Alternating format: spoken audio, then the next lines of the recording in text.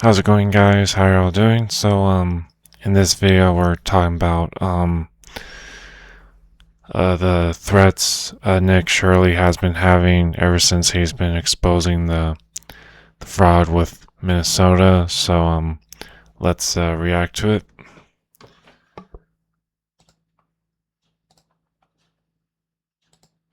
So the threats and the risk are actually very real. In fact, today, April 27th, is a day that I'm supposedly supposed to die according to a threat made on the internet. In fact, it's a photo of me in a ditch Not with cool, a man. decapitated Not head cool. that says, "This is going to be That's you on not April cool. 27th, 2026, in a muddy ditch alongside the highway with your mother. Enjoy your last couple of months, buddy." So I share this not to scare people, but to more so show them what it's actually like kind of being in the political climate, not just seeing it from the outside, but being someone who's actually living through it. Especially with the last assassination attempt on Donald Trump, the threats are real, and you do have a small percentage of the country, even if it's just 1%, that has gone radical. And now I'm not sharing this stuff with you guys to make you guys scared for me. More so, I am just sharing this so you guys can actually understand what it's actually like living in the political climate. A lot of you guys see it from the outside, but very few people actually enter into the arena. And for me, when I exposed the Minnesota fraud, I was forced to enter into that arena after everything took place. Whether between exposing billions of dollars in fraud, the riots that took place, the shootings that took place, it's created a crazy atmosphere where my name was in the forefront of it. And at that time, actually, in Minnesota, you had people posting signs on street poles that said this. These were on signs in Minnesota. It says, "Nick Shirley brought ice to Minnesota. He helped kill Renee Good. Do not let him in your business. If you see this man, tell him to kill himself." This is just an example of some of the crazy stuff that was said That's not and cool. posted around the internet. Not cool And at not all. on the internet, but on literal street poles inside of Minnesota. And a lot of other stuff took place, such as people saying, "Charlie Kirk needs a sequel. Send Nick Shirley hate mail. He needs to be deported to Russia so he can be a Nazi there. Nick Shirley is a Nazi. Nazis don't deserve to live in the Midwest, and we are kicking them all out until their ideology is dead. You will pay for your crimes, don't worry." And then at the same time, you have the people these people listen to watching clips of very popular streamers on the internet openly saying stuff like this. My understanding is the property owners who have properties there choose just not to rent it at all. Yeah, kill them. Kill those motherfuckers. And murder those motherfuckers in the street. Let the streets soak in their fucking red capitalist bloods, dude. You have people getting riled up. In fact, in Minnesota, Yeah, you even Hazan have is so Antifa problematic. truck bed Like, riling up protesters. They even everybody canceled doesn't like school. him. And it led to even more people going out into the streets of Minnesota. But I'm talking about these threats because they actually are real, and after they tried to assassinate Donald Trump for the fourth time, I figured, all right, I'll share my experience with this as people are openly making threats to me as well. Now, these are just a few of them. I still get threats consistently. When I go travel now, I have to have security, and it's all for exposing fraud, which is a bit crazy to think that for exposing billions of dollars in fraud, now I've exposed $2 billion fraud industries with what happened in Minnesota and also what happened in California with the hospices and the Medicare fraud that took place there underneath Medi-Cal. And that fraud is so big, and this fraud that's taking place inside our country is so big and so deep that you're seeing it. It's very hard to unravel because that's how intertwined the fraud is. People in Minnesota have been charged and have been caught for fraud in the autism centers, in the daycares with Feeding Our Future. In fact, the daycare that I visited in the video that had received around $3.6 million was that daycare that was running Feeding Our Futures. And when I showed up to their daycare, there were no kids. In fact, that lady who was running that daycare even tried to flee to the United Kingdom but was stopped at the airport, and then she pleaded guilty here inside the United States. So these people are getting caught. However, the prosecutions and these arrests are taking a lot longer than we all want. But the fraud is very real.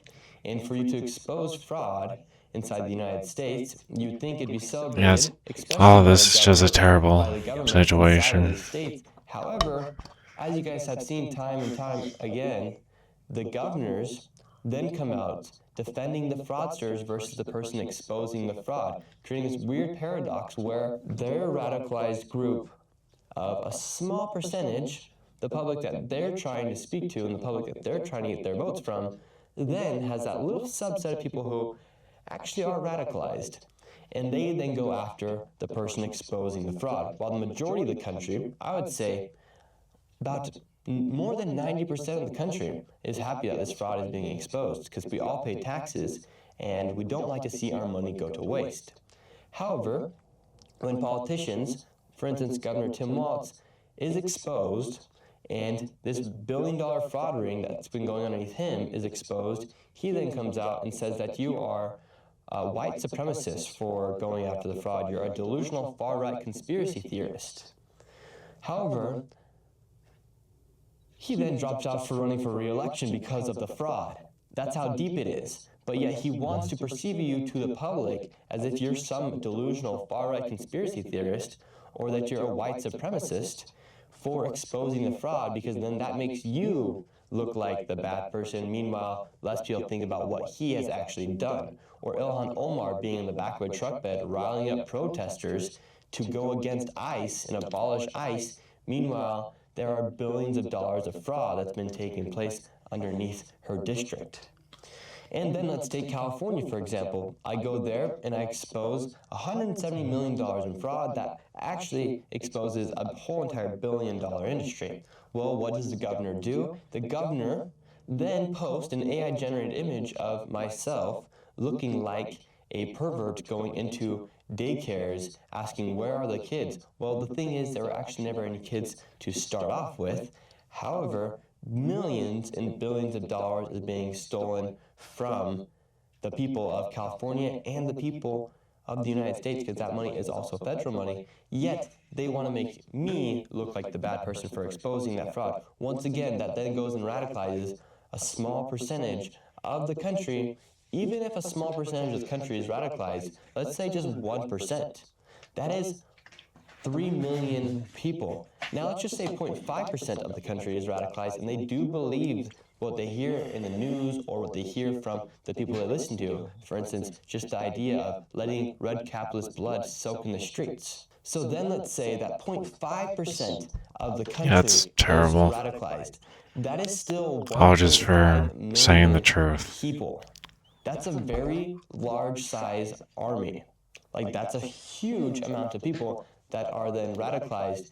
And when you're walking around in public spaces where there's thousands of people, all it takes is just one radicalized person to do something crazy.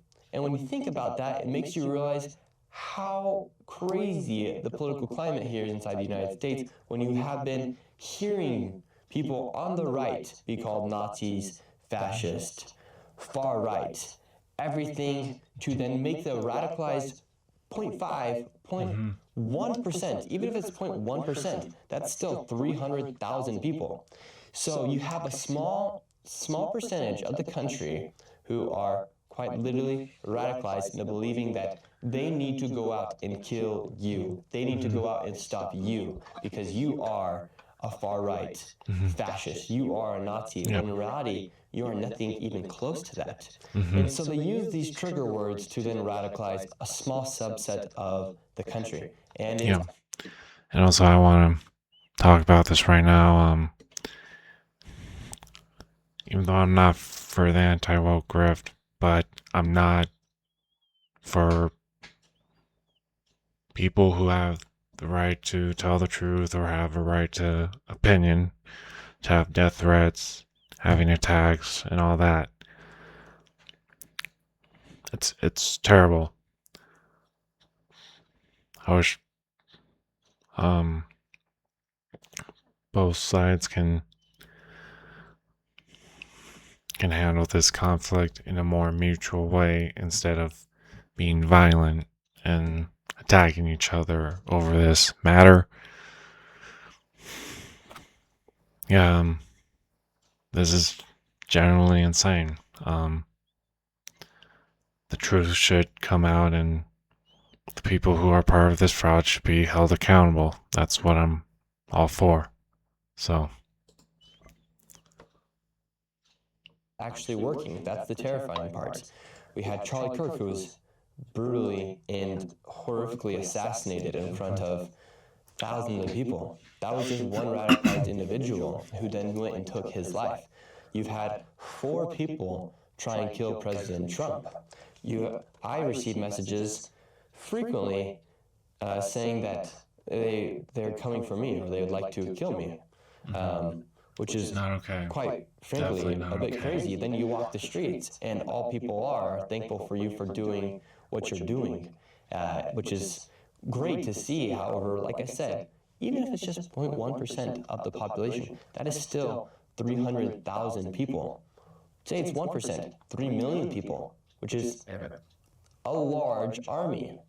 And so when you think about what's happening in the country, it actually is a bit terrifying, and we are leaving farther and farther away from just the common sense or the idea that people won't even have conversations with other people or be friends with others because of your political beliefs, which I don't even think that should be a thing. I think you should be able to have friends on the left, you should be able to have friends on the right, and at the end of the day, you can come together because when you read the Constitution, I've always said, Yes. and I've looked over and been reading it and studying it over the past few weeks, I think the most important words are the first 3 words that say, we the people. It never said, we the people. Yeah, sorry to keep pausing this, but we do need to have a solution of this problem.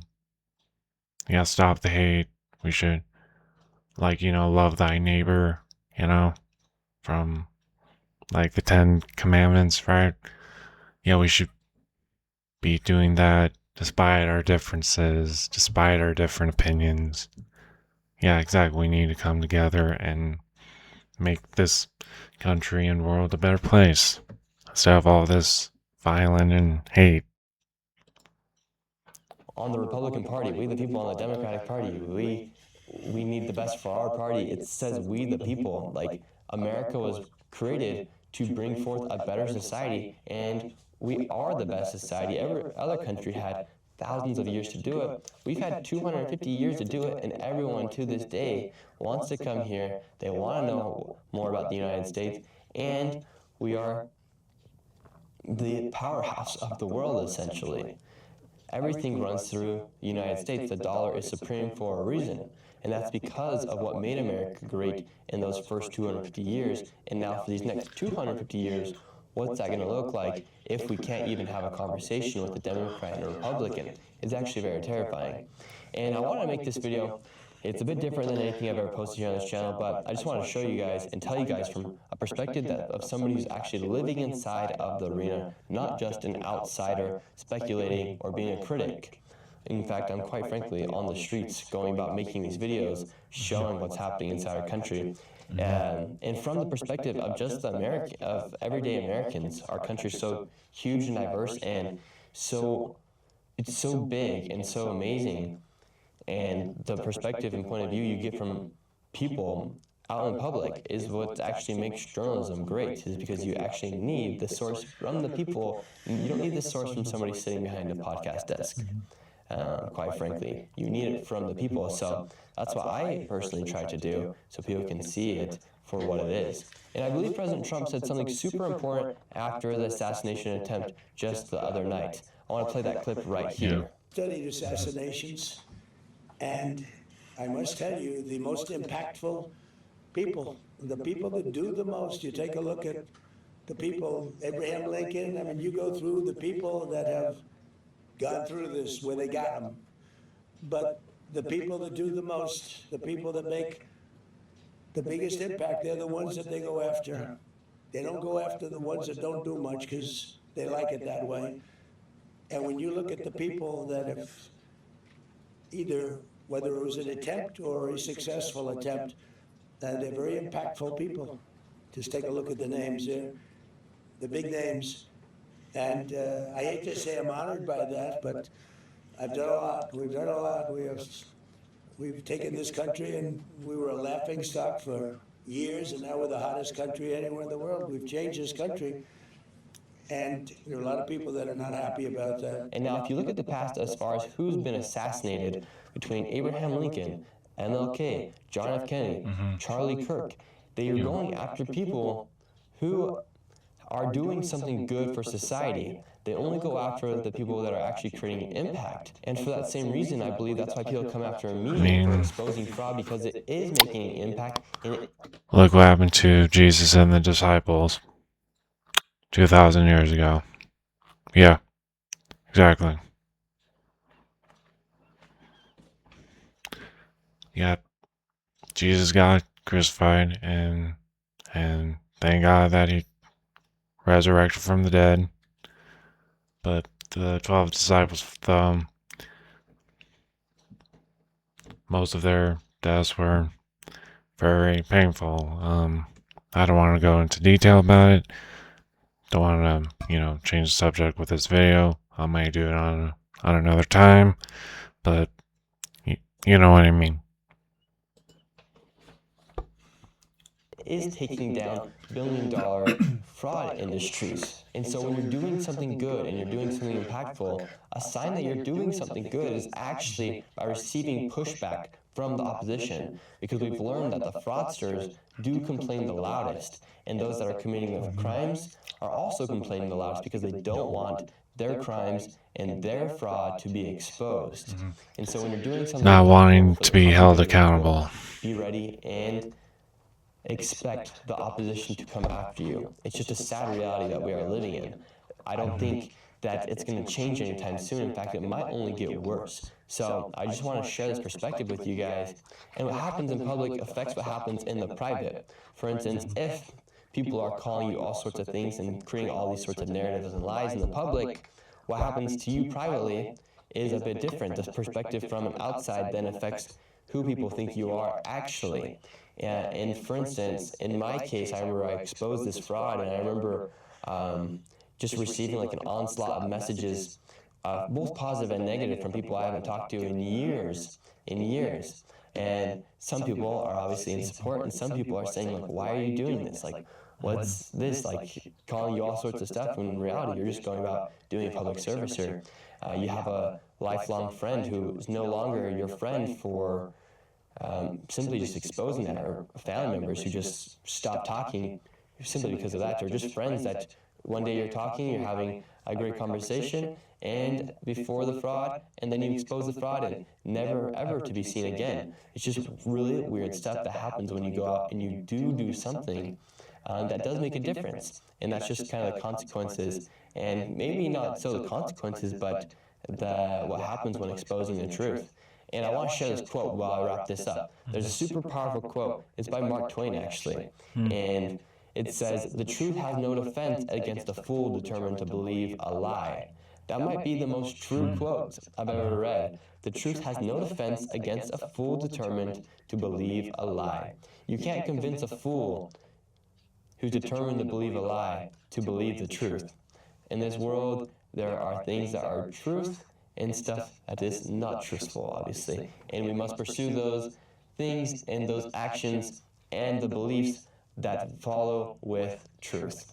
I'm a firm believer that there is truth and there are just stuff that is completely false in this world. And it's our responsibility to seek the truth, go after it, and pursue it. And don't be that fool who is determined to believe a lie. And thank you very much for watching this video. If you do want to help support the work that I am doing, you can go to antifraudclub.com. There we have hoodies available, other ways for people to support as well. It's a crazy time we're living in, and I thought this video would bring some extra perspective to what's happening inside our country. Keep doing the work. I guess that's it. Thank you very much. I know this video is a lot different, and we'll get back to the regular programming in just the next few days as we have even more fraud to expose, believe it or not.